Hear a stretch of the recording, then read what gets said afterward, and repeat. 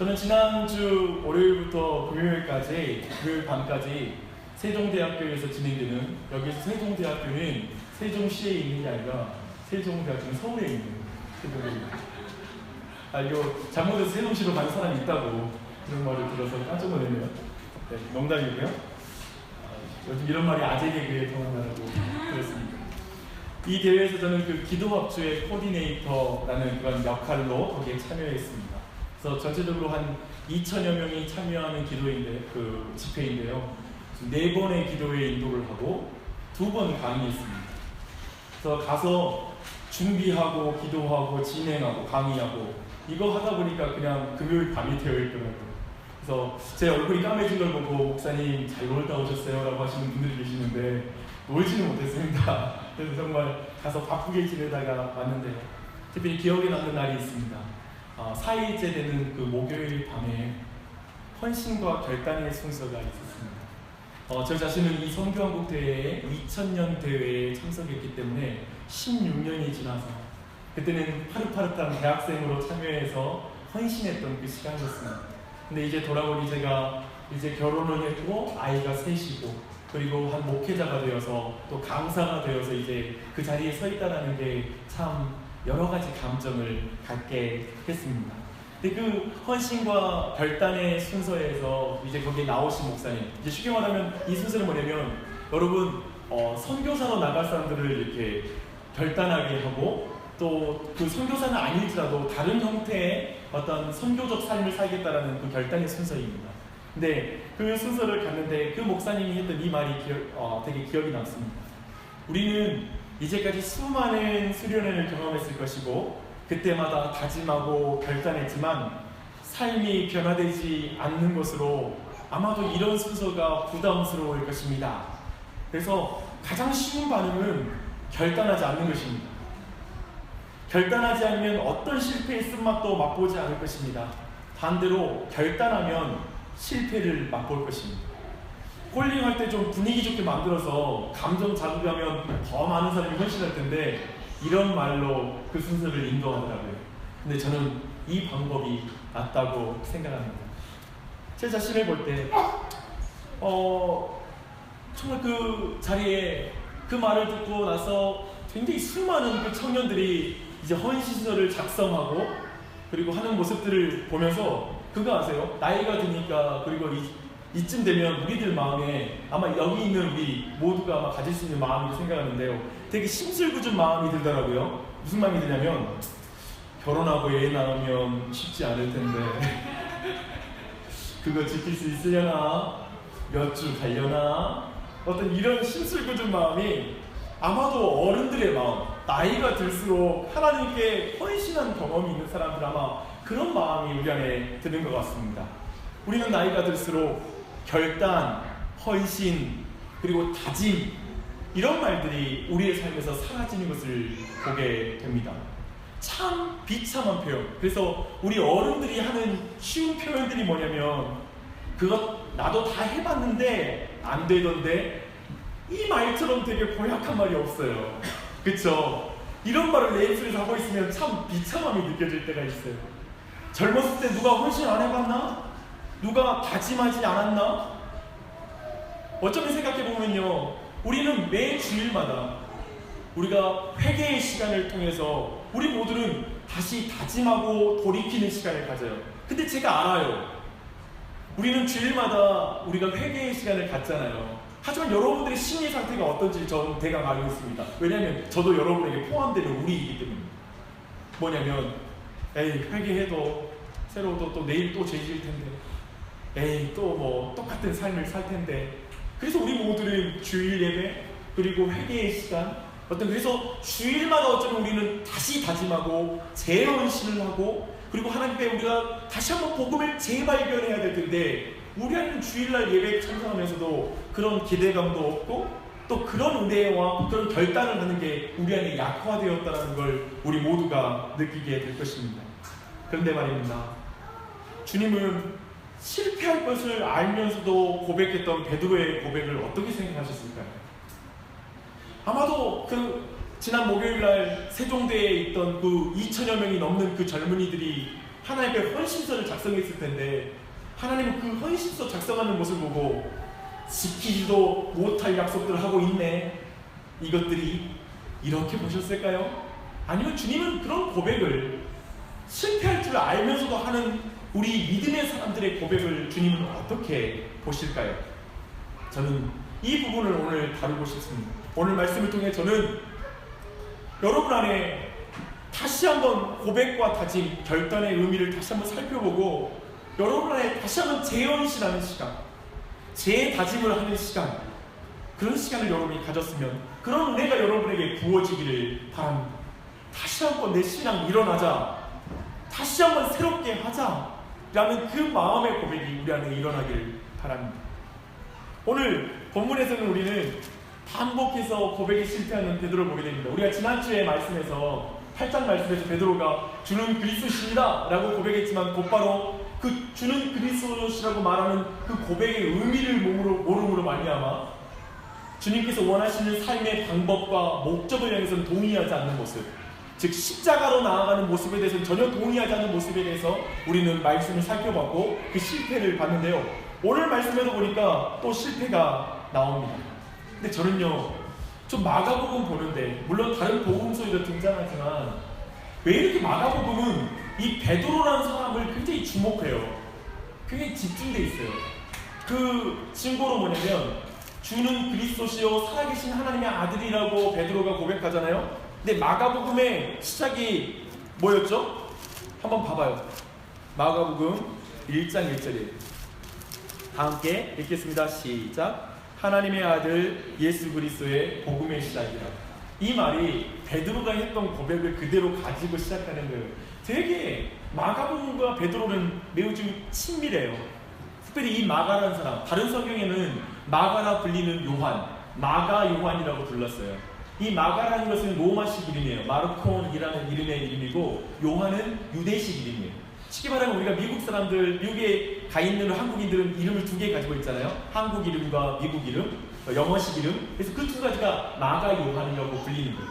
근데 이 마가라는 사람과 베드로는 매우 여러 가지 관련이 있어요. 근데 우선 먼저 살펴볼 때 이 마가와 바나바 아시죠? 바나바는 생질이에요. 생질이 누구죠? 누나의 아들이 생질이잖아요. 그렇죠? 근데 이 누나는 얘 이름은 마리아라고 불리는데요. 보는 사도행전 15장 36절로 41절에 보면 그 전에 있죠. 사도행전에 보면 사실은 이 마리아, 즉 바나바의 누이도 굉장히 믿음이 뛰어나서 초대교회에서 굉장히 쓰임받는 사람이고 거기에서 제자들이 모여요. 그의 집에서. 그래서 아마도 베드로와는 일찍부터 이 마가라는 사람을 만났을 거예요. 그리고 그 위대한 바나바의 생질이니까 한마디로 말하면 신앙적으로 말하면 정말 금수저 가문입니다. 신앙적 금수저죠. 그런데 이 바나바는 특별히 이 마가라는 사람은 나중에 바울과 함께, 바나바가 바울과 함께 1차 세계 전도 여행을 떠나는데 이 선교 여행에 마가도 같이 한 팀으로 들어가요.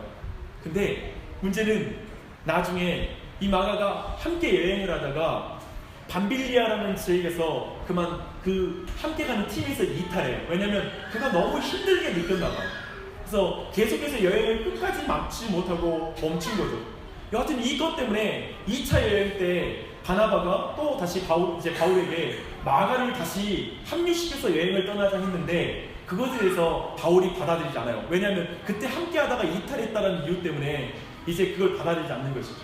그리고 이것 때문에 많은 사람들이 이 당시에 바울은 매우 사역 중심적인 사람이어서 매우 아주 한번 이탈한 사람들은 끼워주지도 않을 정도로 그렇게 완고한 사람이었다라고 이렇게 평가하는 경우도 있긴 한데요. 저는 굳이 바울을 좀 평소에는 제가 다른 많은 사람들 많이 까긴 하지만 바울이 굳이 그랬다라고 생각할 건 없다라는 생각도 들기도 하고요. 여하튼 물론 바울이 그 당시에는 매우 사역 중심적인 사람이었다라고 말할 수도 있을 것입니다. 여하튼 그렇게 바울과 아마도 이 마가라는 사람은 그에게 버림받은 느낌? 다시 그에게 다가가서 함께 하겠다라고 마음을 먹었는데도 거절당한 그런 사람이기도 했습니다.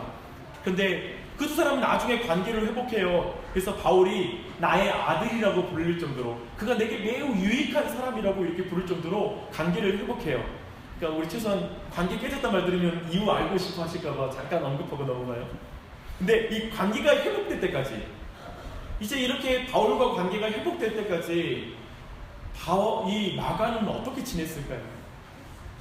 우선 첫 번째로는 바나바와 함께 선교 여행을 떠난 것으로 보여요. 근데 그 이후의 삶에 대해서 말할 때 성경학자들은 베드로전서 5장 13절을 볼 때, 즉 베드로가 나의 영적인 아들이다 라고 말할 정도로 보는 걸 보아서 이가 베드로와 함께 사역했을 것이다. 베드로가 그를 받아들여서 실패했고 한번 사역에 크게 넘어졌고 자신의 고백을 지키지 못했고 실력이 없었던 이 마가라는 사람을 받아들여서 함께 활동했을 거라고 말하고 있습니다. 그런 면에서 볼 때 이 마가복음의 특징, 이 마가복음, 한번 자신의 고백에 실패했던 마가가 베드로라는 사람의 그 실패를 집요하게 기록하고 있으면서 기록되어진 이 복음서는 어쩌면 제가 오늘 제목에 붙인 것처럼 루저의 복음, 즉 실패자의 복음이라고 말할 수 있을 것 같습니다.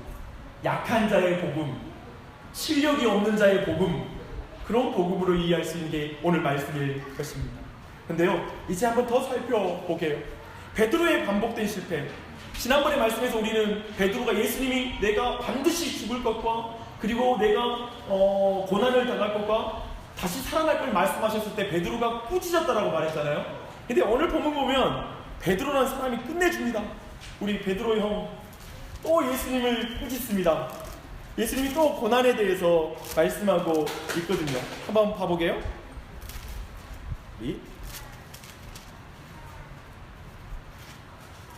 네, 14장 다시 한번 말씀 볼게요. 주님 말씀하신 너희가 다 나를 버리리라. 이는 기록된 바 내 목자를 치리니 양들이 흩어지리라 하였습니다.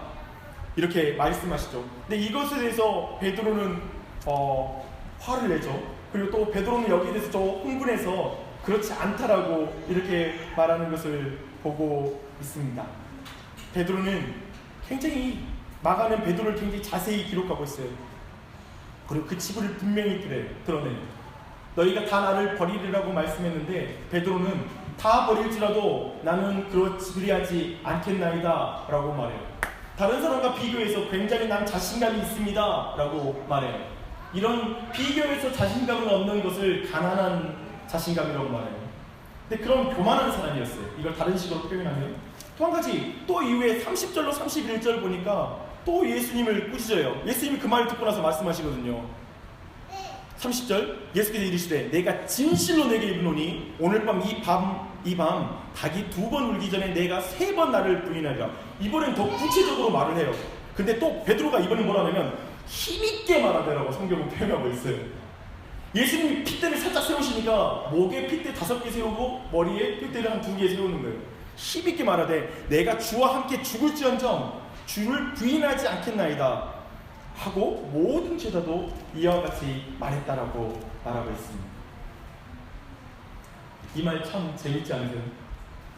베드로의 이 고백의 현장에 있으면서 지금 이 장면 보면 우리는 아까 읽었던 뒤에 우리 66절 이하의 베드로의 실패를 우리 알고 있잖아요. 여러분 그 현장에 있으면 베드로에게 어떤 감정을 느끼겠어요? 저는 이런 감정을 느낄 것 같아요. 베드로가 고백할수록 부끄러워질 것이 예상되는 거죠. 왜냐면 고백을 하면 할수록 아무튼 더 부끄러워지는 거야. 두 번째, 베드로가 고백할수록 베드로가 참 어리석게 느껴지는 거예요. 어휴 어리석은 것, 왜 또 저 말을 해? 라고 생각하는 거예요. 세 번째, 베드로가 고백할수록 더 큰 실패가 기다리는 것을 봐요. 그래서 우리 마음 뭐냐면 베드로가 더 이상 고백하는 것을 막고 싶어요. 그리고 어쩌면 우리가 그 자리에 있으면 이렇게 책망하지 않을까요? 제발 베드로, 제발 지키지도 못할 다짐 좀 하지 마. 지키지 못하면 더 부끄러워질 텐데 뭐 그렇게 고백을 계속하니? 실력도 없으면서 말하는 베드로, 당신 정말 반만 떨어지는 사람이야. 이렇게 말하고 싶지 않으세요? 우리는 기본적으로 마지막 반만 떨어지는 사람이 되기 위해서 고백 안 해버리잖아요. 우리 고백한 기억이 언제죠? 주님 앞에 다짐했던 적이 언제예요? 이 세상 그 무엇보다도 주님이 제일 소중합니다. 이 고백. 모든 은근보다도 난 주님이 가장 중요해요. 난 주님이 가장 중요한 사람이에요. 하나님, 이 세상 다 나를 버려도 난 주님만을 붙잡을 거예요. 이런 고백 드린 지 언제였어요? 우리는 드리면 괜히 안 될까봐 고백을 안 해버려요. 진짜 우리가 어쩌면 그 마음이 이렇게 투영되는 것 같아요. 성경을 볼 때 반만 떨어지는 거죠. 근데 이 베드로의 고백을 들으시는 예수님은 어떠했을까요? 오늘 말씀 보니까 얼핏 보기에는 예수님도 화가 나신 것 같아요. 아까 말한 대로 예수님 말씀하시면 또 베드로가 힘주어 말하고 막 그러니까 예수님 그 다음에 더 힘줘서 말하게 되잖아요. 이 상황 전체 전개를, 말씀의 전개를 보면 예수님은 더 화나신 것처럼 보여요. 그런데요, 이 말씀을 좀 더 이야기해서 아까 저희 나눴던 그 헌신의 밤 때 그 마음을 나눴던 앞에서 진행했던 목사님이 조이 선교회의 대표인 김수억 선교사님이라는데 이름이 수억이에요. 태어나실 때 가족이 굉장히 가난했대요. 그래서 부모님이 진짜 수억. 이번에 마침 대회가 1억이 적자가 난 거예요. 그래서 앞에서 제 이름이 수억인데 여러분 헌금을 좀 많이 좀 도와줘야 될 것 같다고 하는데 아주 재미있더라고요. 이름부터가. 근데 이 목사님 말이 그 딸도 대단하세요. 딸이 어린애인데 둘째 딸이 한 번은 이제 송도에 갔대요. 송도에는 굉장히 인천 송도에는 높은 빌딩이 많잖아요. 그리고 좋은 빌딩이 많이 있는데 그중에 둘째 딸이 그러더래요. 아빠 노후 걱정하지 마세요. 제가 이 빌딩 사드릴게요. 그러니까 아빠 기분이 어땠겠어요? 네가 놀리냐? 실력도 없으면서? 내가 볼 때는 넌 분명히 그런 자리에 오르지 못할 텐데 뭐 금수저도 아니고 사역자의 자녀로 태어나서 불가능하잖아요. 어떤 가능성을 보면. 근데 아빠의 기분이 어땠을까요? 나빴을까요? 그렇지 않았다고 생각합니다. 그냥 그 딸이 나를 사랑하기 때문에 그 고백을 했다라고 생각하지 그 실력 생각하면서 너 현실 감각 가져야 돼. 야. 너 어렸을 때 이렇게 우선 그런 식으로 하면 안 돼. 이렇게 말하지는 않았을 것 같습니다. 제가 왜 이렇게 생각하냐면 제 안에 오늘 본문을 볼 때 어쩌면 이런 질문이 내 안에 떠오르기 때문입니다. 좀 예수님은 왜 이렇게 잔인하시죠? 좀 베드로가 사실은 그 마음의 본심은 예수님과 함께 죽겠다, 그리고 예수님 난 주님 배신하지 않을 거야 라고 말한 거 그냥 그 마음을 받으면 될 텐데 굳이 너 배반할 거야, 그리고 또 나중에는 너 닭 2번 울기 전에 3번 날 부인할 거야, 괜히 말했다고 손해만 보는 기분이에요.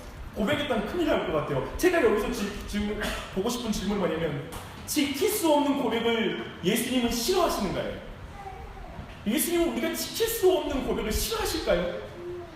오늘 본문을 그렇게 해석하면 그렇게 되잖아요. 싫어하실까?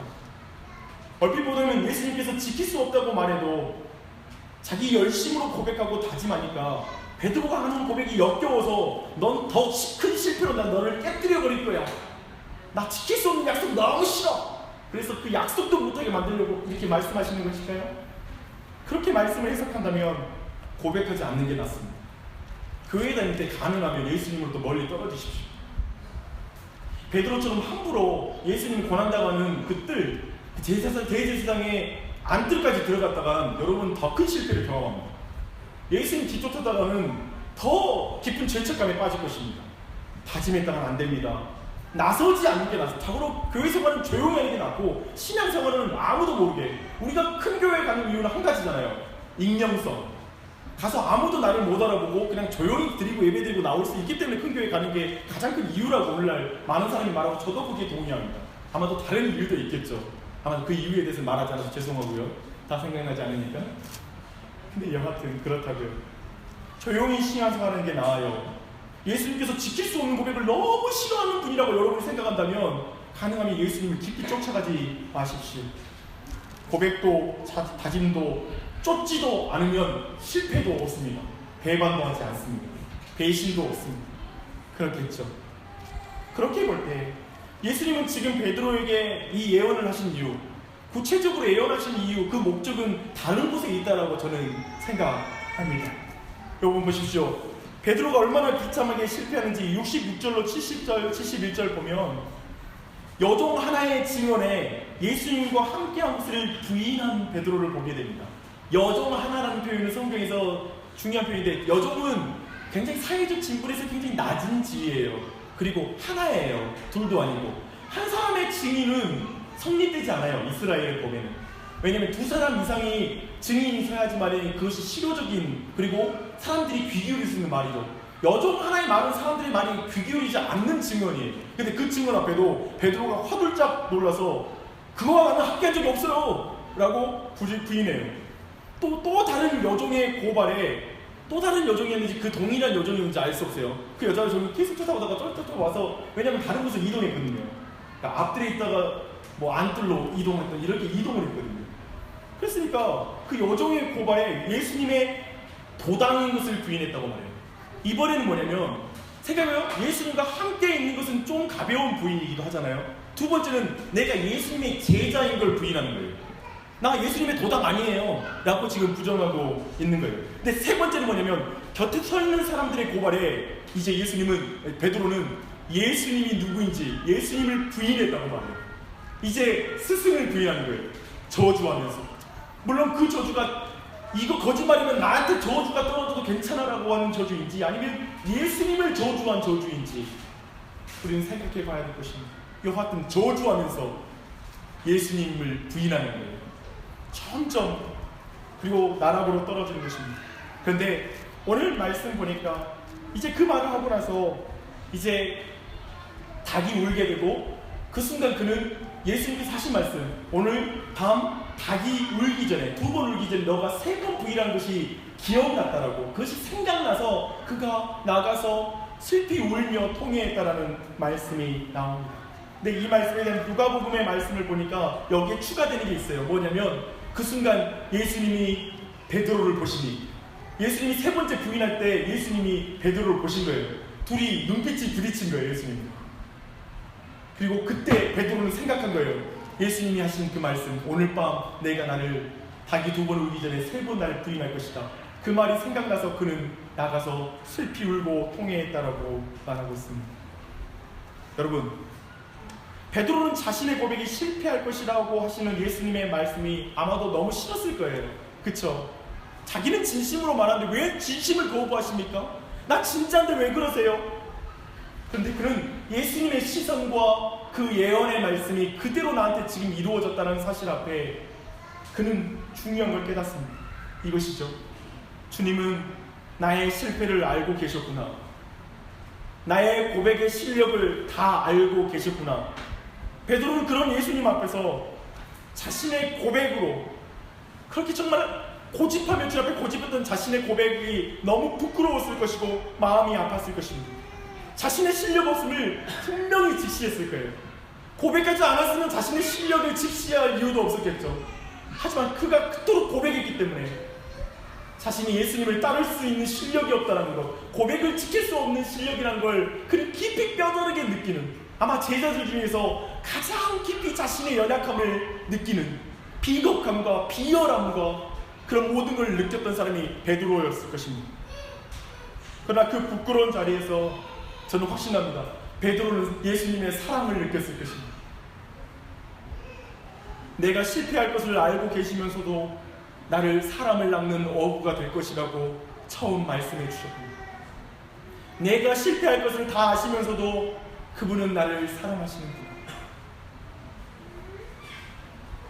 사랑하는 여러분, 내가 실패할 것을 모르고 예수님이 부르셨다고 생각한다면 우리는 실패할 때 그곳에서 예수님의 사랑을 느낄 수 없을 것입니다. 여러분, 어떻게 이 자리에 나오셨어요? 실패 가운데 나와 있을 수 있어요. 그러나 그걸 다 알고 주님은 여러분 부르셨어요. 지금 여러분 최근 몇 년 동안 여러분 진정한 예배를 드렸고 영적으로 성장하고 있으세요?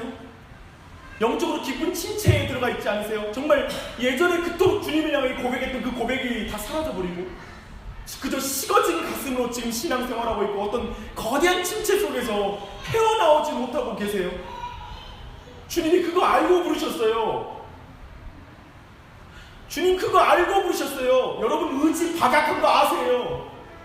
우리 중에 누가 의지가 뛰어나요? 제자들 중에 누가 뛰어나요? 예수님이 붙잡힐 때 다 도망쳤죠. 누가 용기가 있어요? 다 문을 닫고 꼭꼭 숨어가지고 벌벌 떨고 있었죠. 주님이 찾아가시기 전까지. 그것이 바로 복음이 아닙니다. 실패한 베드로를 찾아가 예수님은 요한복음 21장에 보면 우리가 아는 이야기, 내가 나를 사랑하느냐, 내가 나를 사랑하느냐, 내가 나를 사랑하느냐. 3번의 그의 사랑의 물음을 주면서 그를 부르신 걸 봅니다. 그 말씀의 의미가 뭔지 아세요? 예수님의 제자가 되는 것, 그분을 따르는 것에는 용기와 실력으로 예수님의 제자가 되고 그분을 따라가는 게 아니라 그분을 사랑하는 것으로 따라간다. 그게 제자라는 사실을 보여주는 것입니다. 또한 그런 제자를 끝까지 찾아와서 인내해 주시고 그를 품어주시는 예수님의 사랑이 결국 제자를 제자의 자리로 인도하는 것입니다. 믿으십니까? 그 은혜가 있길 바랍니다. 사랑하는 여러분, 고백, 다짐, 결단은 사랑으로 하는 것입니다. 실력으로 하는 게 아닙니다. 용기로 하는 것도 아닙니다. 내가 살 수 있는 살아낸 실력으로 그거 아니면, 그런 마음 없으면 아예 고백도 하지 마. 아니요, 거짓말입니다. 사랑하기 때문에, 아까 우리가 봤던 그 김수옥 선교사님의 목사님의 딸은 아빠를 사랑하기 때문에 하는 고백이죠. 저는 이걸 보는 거예요. 우리가 주님을 사랑하기 때문에 하는 고백, 주님이 기뻐하세요. 지킬 실력 없어도 주님은 사랑하세요. 고백, 다짐, 결단은 사랑하기 때문에 하는 것입니다. 자꾸 많은 사람이 예수님을 믿는 데 있잖아요. 이렇게 말하는 경우 있어요. 사람들이 나는 예수님을 따를 자신이 없기 때문에 내가 예수님 못 믿겠다고, 그리고 내 안에 실력이 좀 없는 것 같다고 그렇게 말하는 분이 있어요. 그럼 제가 말해요. 아니요, 내가 예수님을 따를 수 있는 실력과 그 용기와 그 모든 것으로 예수님을 영접하는 게 아니라, 그분이 내가 죄인임에도 불구하고 나를 사랑하셔서 십자가에서 죽으시고 나에게 모든 살과 피를 나눠주셨다는 사실을 믿음으로, 또 그 사랑이 느껴지기 때문에 내가 그걸 꼭 지킬 수 있다 없다라는 그것이 아니라, 다짐이 아니라 그렇게 사랑으로 주님 앞에 고백할 수 있는 것입니다. 아멘. 그 은혜가 있길 바랍니다. 사일 수 있어서 고백하는 것이 아니라 인내력이 있어서 고백하는 것이 아님을 기억하십시오. 사랑하는 여러분, 사랑하기에 고백하십시오. 다시 여러분 앞에, 주님 앞에 고백하는 고백을 회복하십시오. 사랑하시니까요, 뜰 안까지 주님을 따라가십시오. 예수님께 가까이 나아가십시오. 가까이 나아가면 나아갈수록 배신할 가능성도 커져요. 더 위험이 닥쳐요. 사람들이 여러분의 믿음에 대해서 시비를 걸 거예요. 물어볼 거예요. 너의 주님은 누구냐고 또 물어보고 시비 걸 거예요. 하지만 가까이 나아가십시오. 예수님께 더 가까이 나아가십시오. 사랑하는 여러분, 고백하지 않는 것, 고백하지 않으면 실패도 죄책감도 후회도 느끼지 않을 것입니다. 저는 아침 기도회 때 가능하면 아침 기도회에 나온 사람들에게 그런 말을 합니다. 오늘 하루 동안에 하나님이 내게 주신 사명과 소명이 자리를 지킬 수 있도록 기도하십시다. 아침마다 내가 하나님 앞에 어떻게 살고 싶다라는 다짐을 드리는 거죠. 소망을 드리는 거죠. 사실 그것이 그 삶의 하루에 하나님의 응답으로 주어질 것입니다. 예수님을 따라 뜰 안으로 들어가지도 않는 것, 아마도 제자로 살 마음이 없는 것입니다. 하나님, 내가 이 한 주도 제자로 살게 해주십시오. 예수님의 제자로 오늘 살게 해주십시오. 주님께 더 가까이 나아가는 하루가 되게 해주십시오. 더 거룩함으로 나아갈 수 있도록 날 정결하게 해주시옵소서. 이런 기도조차가 없다라면 아마도 실패가 없을 것입니다. 실패와 비난이 두려워서 어떤 책임도 직분도 섬김도 없는 신앙생활을 하고 싶다고요? 부담 없는 신앙생활, 거리낌이 없는 신앙생활을 하고 싶다고요? 기억하십시오. 그것이 영적으로 성장하지 않겠다라는 결정입니다. 그것이 예수님의 제자로 난 살지 않겠다라고 말하는 고백인 것입니다. 사실 그것이 가장 두려운 신앙생활 유형입니다. 사랑하는 여러분, 전 보려 여러분께 말하고 싶습니다. 실패해도 괜찮아요. 저는 이 복음의 자유함이 우리에게 있어야 된다고 생각해요. 실패해도 괜찮아요. 그러면 막 살까요? 아니요. 고백하는 사람은 끊임없이 자신의 실력을 봐요. 매 주일마다 부끄러워요. 매 주일마다 정말 하나님의 은혜가 필요해져요. 우리는 정말 어쩌면 이렇게 고백하는 사람은 자신의 실력을 볼 때 내가 루저라고 늘 생각할 수밖에 없을 거예요. 그 사람들은 베드로가 만난 복음을 만나리라 믿습니다. 루저들이 만난 복음, 루저들을 위한 복음이 그 사람에게는 깨달아질 것입니다. 그 사람은 결국 예수님의 마음을 보는 것이죠. 고백하는 사람들이 예수님의 마음을 봐요. 베드로처럼 예수님의 사랑을 그 자리에서 만나요. 그런 나를 불러주신 것, 그 은혜를 보는 것이죠. 실패한 제자들을 보는 예수님의 마음, 우리가 배반할 걸 다 아시면서 부르셨던 예수님의 마음은 그래 한번 배신하면 그래 죽어봐라, 그럴 줄 알았다. 어제 너 그 고백했던 그 고백 어디 갔어? 왜 오늘 그따구로 살아가? 예수님이 이렇게 보신다고요? 아니요, 안 그래요. 예수님은 부활하셔서 우리와 성령으로 함께 하시다고 말씀하세요. 결코 여러분이 그렇게 보지 않으세요. 나는 이 말씀이 너무 와닿더라고요. 베드로가 이렇게 말하잖아요. 아마도 다 버릴지라도 나는 그리하지 않겠나이다. 저는 이 말씀을 보는데 제게는 이 말씀으로 들리더라고요. 아니, 너는 나를 쉽게 버릴 것이다. 너를 기죽이려고 이 말을 하는 것이 아니란다. 너를 비참하게 만들려고 이런 말을 하는 것이 아니란다. 내가 너에게 하고 싶어하는 말은 이것이다. 꼭 기억하렴. 이 세상 다 널 버려도 나는 널 버리지 않을 거란다. 난 네가 실패해도 너를 버리지 않을 거야. 베드로가 하는 그 고백을 전혀 다르게 우리에게 하신다고 저는 믿습니다. 저는 여러분에게 여러분이 부끄럽게 될 결단으로 초대하고 싶습니다. 사실 그리스도인이 된다는 말은 얼마나 많은 책임을 짓는다는 말입니까? 그리스도인으로서 매일마다 내가 주의 사명을 이루고 소명을 이루고 하나님의 자녀로 제자로 산다는 게 얼마나 무겁고 엄중한 게 우리 모두에게 다가옵니까? 우리는 그 앞에 늘 부끄러움을 느낍니다. 차라리 예수 안 믿었으면 이런 부끄러움도 안 느낄 텐데, 목사 안 됐으면 이런 부끄러움 안 느꼈을 텐데, 내가 목사 돼서 왜 이렇게 무거운 짐을 지나? 내가 직분자가 아니었다면, 내가 마을장이 아니었다면, 내가 이 위치만 아니었다면 내가 좀 가볍게 신앙생활 할 텐데 내가 왜 이렇게 신앙생활 했나? 그런 마음 들지 않으세요? 그것이 기독교 신앙입니다. 그러나 그 부끄럽게 된 결단으로 여러분을 초대합니다. 그 사람이 예수님을 만나는 것입니다. 주 안에 사랑하는 여러분, 여러분의 성공과 실력과 잘남으로 좋은 그리스도인이 되는 것이 아닙니다. 여러분의 실패와 좌절, 못남으로 예수님을 만나고 그 안에서 베드로가 나오고 바울이 나오고 다윗이 나옵니다. 그래서 성경은 예수님만을 찬양합니다. 그 복음만을 높여드립니다. 루저들에 의해 약한 자를 통해 예수님이 높아지는 것입니다. 강한 자들을 부끄럽게 만드는 것이죠.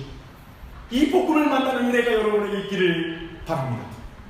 괜찮으니 교회에서 그 복음을 서로 고백하고 서로에게 그 복음을 살고 그 복음을 이 도시의 남은 일에 힘쓰십시오. 그럼 여러분이 얼마나 두려워하는 자인지를 알게 될 것입니다. 사랑이 없는 자인지 알게 될 것입니다. 괜찮습니다. 고백하다가 실패하는 거 괜찮다고요. 그러면 예수님만 의지하는 루저들이 될 것입니다. 예수님만 의지하는 루저들로 넘쳐나는 우리 교회가 되기를, 여러분의 가정들이 되기를, 여러분이 되기를 예수님의 이름으로 축원합니다. 아멘. 주님, 예전에 주님께 드렸던 그 고백들을 돌아볼 때 너무나 부끄러운 내 삶을 살고 있지는 않는지, 정말 주님과 가까이 그 친밀하게 나아가려고 했던 그 깊은 영적인 갈망들이 사라지고 그저 메마른 가슴을 안고 정말 힘없는 두 손을 힘을 줘서 기도하고 싶지만 기도가 나오지 않는 영적인 삶 속에 어느새 자신이 더 이상 하나님께 사랑받을 수도 없고 주님 앞에 쓰임받는 제자도 아니고 더 이상 주님의 은혜를 오늘 받아도 내일 똑같은 삶으로 돌아갈 것이라는 생각 가운데 더 이상 주님 앞에 다짐하고 다시 한번 주님 앞에 헌신하고 결정하고 결단하는 어떤 그 믿음의 길, 매일마다 새로워진 영적인 각성과 정말 성령의 그 충만함과 새롭게 하심의 역사가 삶으로부터 너무나 멀어지고 정말 그렇게 영적으로 눌러있는 모든 지체들이 있다면 주님 이 시간 그리고 다시 한번 그 영을 회복시켜 주시옵소서. 성령을 부어주시고 정말 예수 그리스도의 보혈의 은혜와 십자가의 은혜를 회복시켜 주시고 부활의 주님께서 다시 한번 가서 만나주시고 저 베드로를 다시 만나주신 것처럼 제자들을 찾아가 주신 것처럼 의심이 많은 도마를 회복시키신 것처럼 다시 한번 모든 의심과 염려와 걱정과 이 세상에 대한 사랑 가운데 하나님을 향한 사랑을 잃어버린 자들을 회복시켜 주시고 일으켜 주시고 주님께서 정말 제 헌신과 제 결단으로 나아갈 수 있도록 역사하여 주시옵소서. 주님, 그저 감동이 아니라 성령의 역사를 간구합니다. 성령 하나님 이 시간에 오셔서 우리 사랑하는 주의 백성들, 사랑하는 우리 교회 성도들 주님이 만져주시고 일으켜 주시옵소서. 기도의 열심을 일으켜 주십시오. 다시 말씀을 보는 열심을 일으켜주시고 습관을 회복시켜 주시옵소서.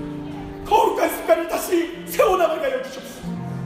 가족들 안에 예배가 회복되게 하여 주시옵소서. 다시 말씀을 암송하게 하여 주시옵소서. 예전에 정말 젊었을 때 열심히 훈련받았던 그 기억들을 기억하며 다시 내 삶이 어렵다, 아이들을 키우기 때문에 그렇다, 수없이 많은 어려움이 내 안에 있다는 것들로 정말 그것을 우리가 모두 이해하는 바가 아니지만, 이해가 없다라는 말이 아니지만 거기에 머물러서 나아가지 못하는 자리에서 일으켜 주시옵소서. 정말 그 돌파할 수 있는 영적인 능력을 온 교회 성도들에게 부어주시기를 간절한 마음으로 기도합니다. 무엇보다도 예수님 사랑합니다. 루저들을 위해서 오신 주님, 그 복음에 감사드립니다. 이 시간 성찬식을 합니다. 이 성찬의 의미, 루저들을 위한 고백에 실패하고 고백을 지킬 재간이 없는 우리들에게 주신 이 살과 피에 참여할 때 주님 이 성찬의 은혜가 우리 모두에게 임하도록 역사하여 주시옵소서. 예수님의 이름 받들어 기도합니다.